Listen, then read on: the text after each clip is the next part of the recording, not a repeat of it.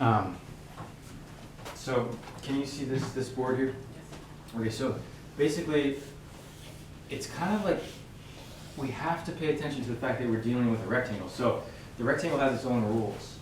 So if you put something like down here, it wants to kind of attach to the edge. And the edge is going to be closer to us.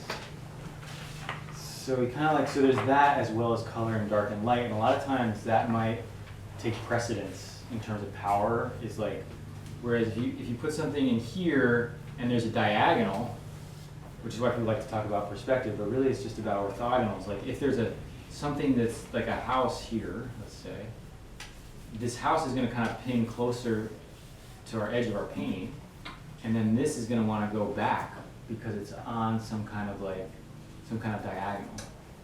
Gotcha. Okay. So so it's kind of like playing pinball or Ouija board or something, depending where and then the other thing is if you decide to make this thing here, a lot of it has to do with like shapes behind shapes. So this, like, okay, well, let's just ask everybody, like, if this is here and this is here, like, is this thing behind, is that little circle thing behind this line? Yeah. Hard to tell. Yeah. But everyone's gonna see it a little differently.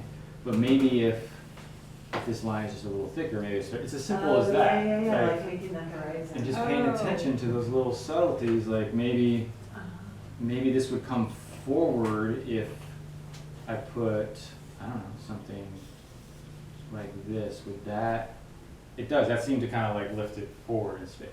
So it's just kind of about playing with where shapes are on the page. Can do a lot. So in terms of like making it move and all those little clouds, like if you have a big cloud here and little clouds receding, we're not really talking about perspective, but those little clouds are going to